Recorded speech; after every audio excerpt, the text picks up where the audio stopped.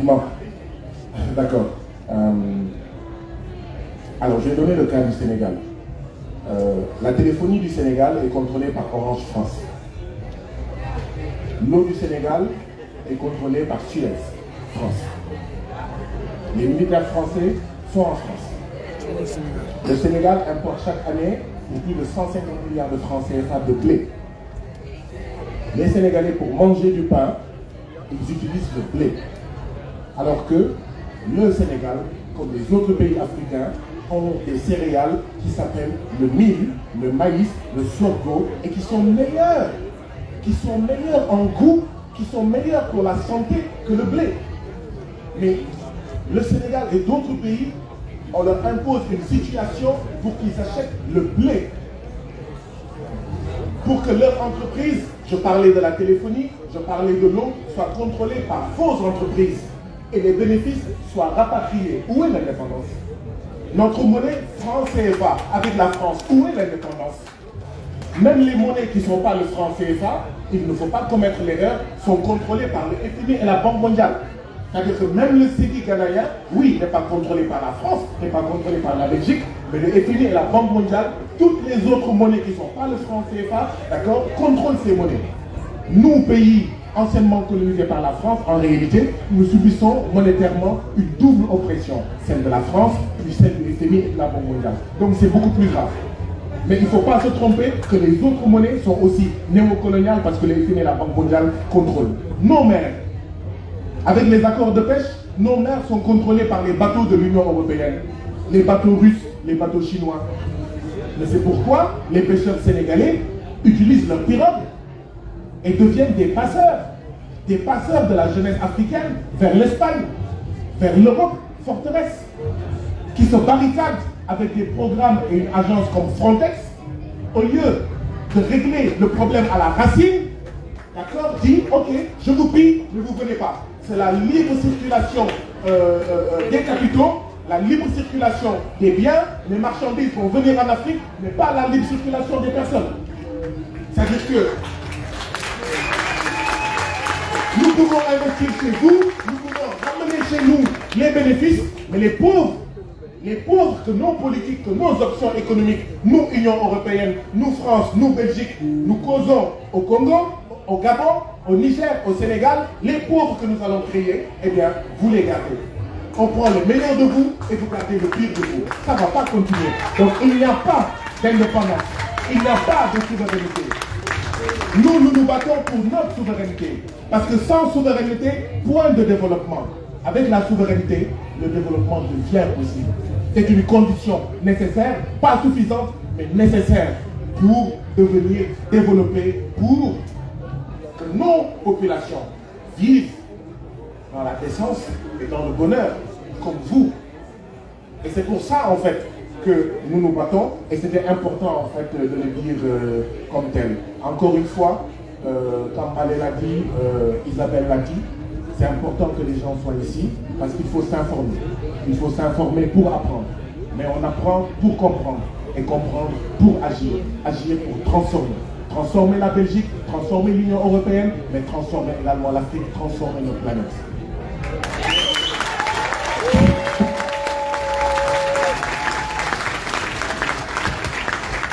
Nous laissons Isabelle intervenir. Tu l'as bien dit, hein. Là c'est à la recherche d'une connexion entre le peuple belge soumis ou malmené par le capitalisme et les peuples africains qui subissent également les mêmes sévices. Isabelle, à toi. Allô? Sur la souveraineté, nous avons un rôle à jouer. Notre rôle ici, c'est de dire qu'il faut respecter la souveraineté des pays du Sud, respecter la souveraineté du Sénégal, respecter la souveraineté du Congo. Et cette souveraineté, c'est clair qu'elle est mise à mal constamment. Constamment, elle est mise à mal. Un premier exemple que je vais vous donner, c'est, vous avez entendu beaucoup ces derniers temps, c'est qu'il y a des nouvelles relations entre les pays d'Afrique et la Chine, entre toute une série de nouveaux pays, de multilatéralisme, un multilatéralisme qui se développe. Quand un pays va négocier des partenariats, on a pu le voir quand Félix Tshisekedi est allé en Chine, qu'il a négocié un partenariat, ça déplaît aux États-Unis, ça déplaît à l'Europe. Pourquoi? Parce que ces grandes puissances, qu'est-ce qu'elles veulent? ce qu'elles veulent, c'est pouvoir, elles, gagner. Les États-Unis, eux, ce qu'ils veulent, c'est rester les maîtres du monde. L'Europe, ce qu'elle veut, c'est aussi ce système capitaliste et s'enrichir. Et donc ce multilatéralisme déplaît, parce que ce multilatéralisme, ce qu'il fait, c'est qu'il permet aux pays du Sud, aux pays africains de choisir ses partenaires, de mettre en concurrence ses partenaires. Et donc un premier élément, c'est que nous devons dénoncer quand nos dirigeants, quand les dirigeants européens, quand les dirigeants belges s'opposent à ce multilatéralisme. Ce n'est pas à nous à remettre ça en question. Ce n'est pas à nos autorités, à nos gouvernements de remettre en question. Ce sont des choix des États et c'est aux populations sur place de dire si elles sont d'accord ou pas. Premier élément sur la souveraineté. Autre élément, et je vais terminer pour faire court, quand il y a des élections aussi, quand il y a des élections dans les pays africains, comme je l'ai dit tout à l'heure, la démocratie, parler de la démocratie, de la transparence des élections, on doit faire très attention de ne pas tomber dans ce piège. Parce que le piège qu'on peut avoir quand on est ici, c'est qu'il y a des dirigeants en Afrique comme Macky Sall qui ne respectent rien. Il y a des dirigeants qui oppriment leur population. Mais ce n'est pas, on ne doit pas, en tout cas, réclamer aux autorités européennes qu'elles viennent renverser ces dirigeants, qu'elles viennent dire comment ces dirigeants doivent se faire. C'est les populations sur place. Donc cet argument et cette ingérence politique lorsqu'il y a des élections au Congo, ce n'est pas au gouvernement, aux autorités occidentales de dire comment faire. Voilà.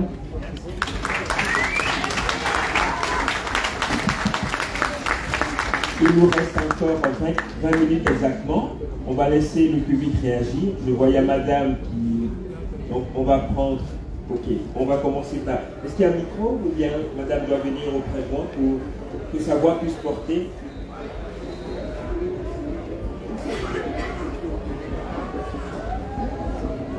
Oui, bonjour, je suis désolée, je ne suis pas jeune, mais j'ai parcours l'expérience des relations Europe-Afrique. Alors je voulais dire d'abord que je partage à 100% ce que vous avez dit, et sur l'impérialisme économique et le rôle de la France et de l'Europe là-dessus pour continuer à faire de la prédation des ressources et des pillages des ressources. Mais moi, il y a deux choses. Il y a une chose qui me rend plus optimiste aujourd'hui, c'est effectivement ces coups d'État. Parce que, quelque part, je me dis, c'est la deuxième phase de la décolonisation. La décolonisation, elle a été économique, soi-disant. On a laissé... Oh, pardon.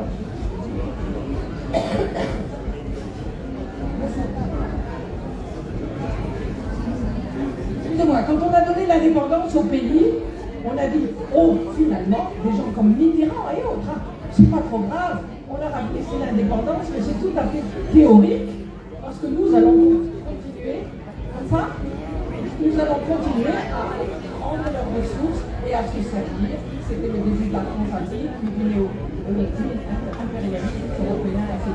Et donc, ça n'a pas de personne.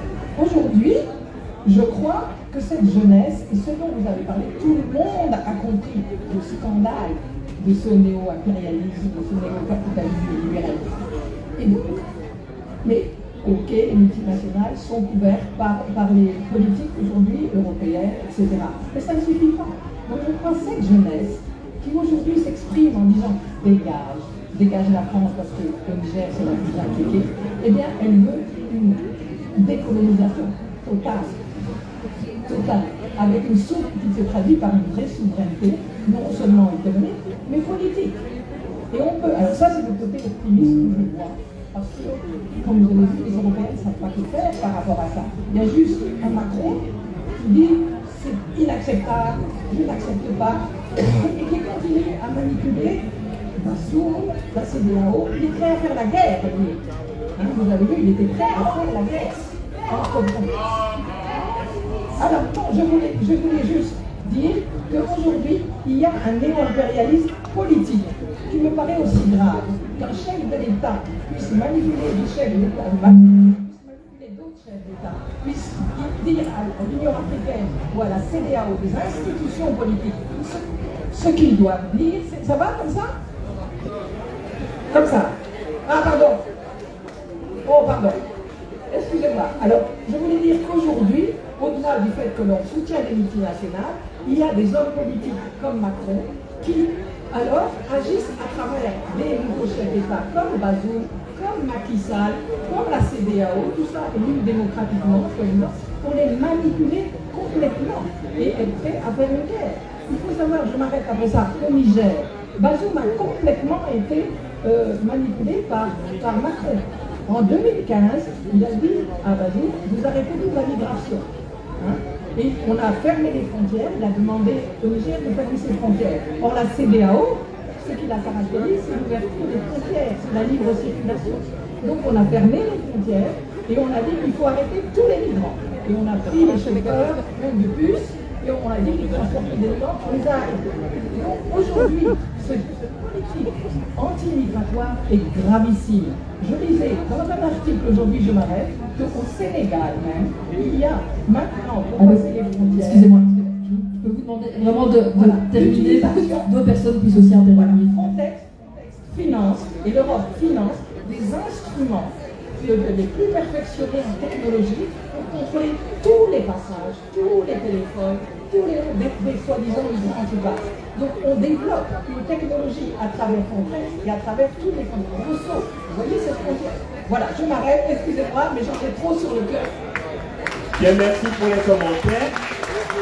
S'il vous plaît, s'il vous plaît, s'il vous plaît, je rappelle juste, il nous reste 14 minutes. Les interventions, c'est 1 minute maximum pour permettre aux conférenciers de conclure. S'il vous plaît, 1 minute, sinon on coupe le micro, s'il vous plaît. Merci. Je vais... 1 minute.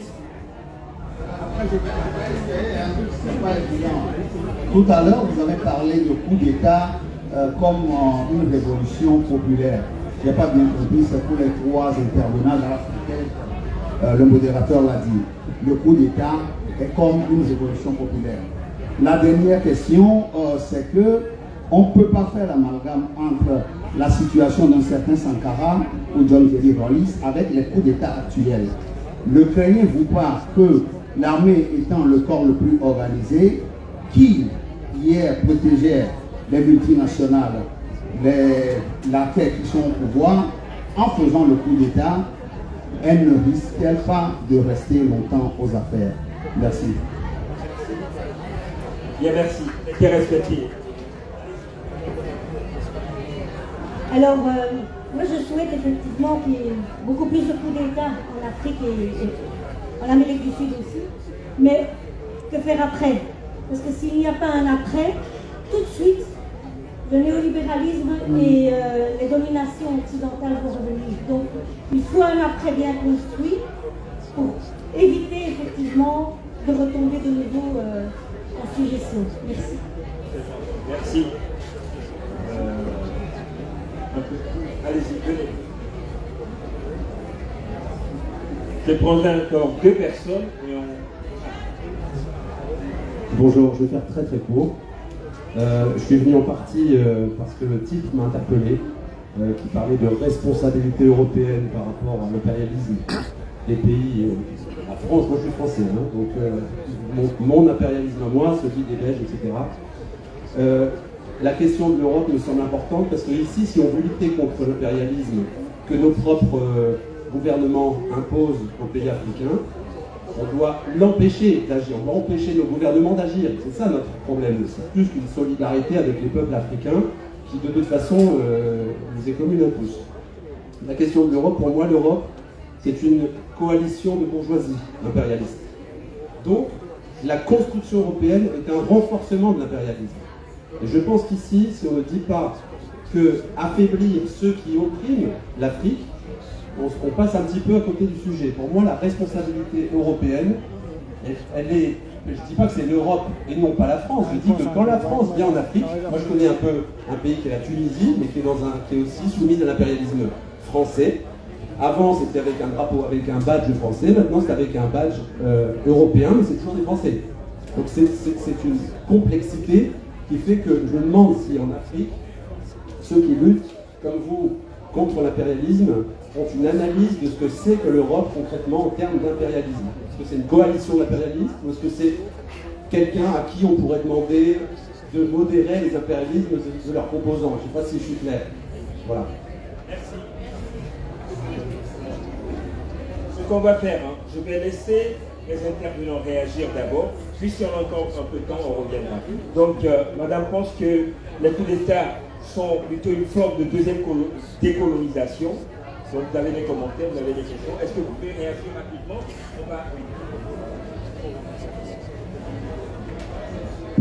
Oui, Philippe, je vais essayer d'être juste. Je propose que chacun essaie de répondre à tout de manière la plus concise possible.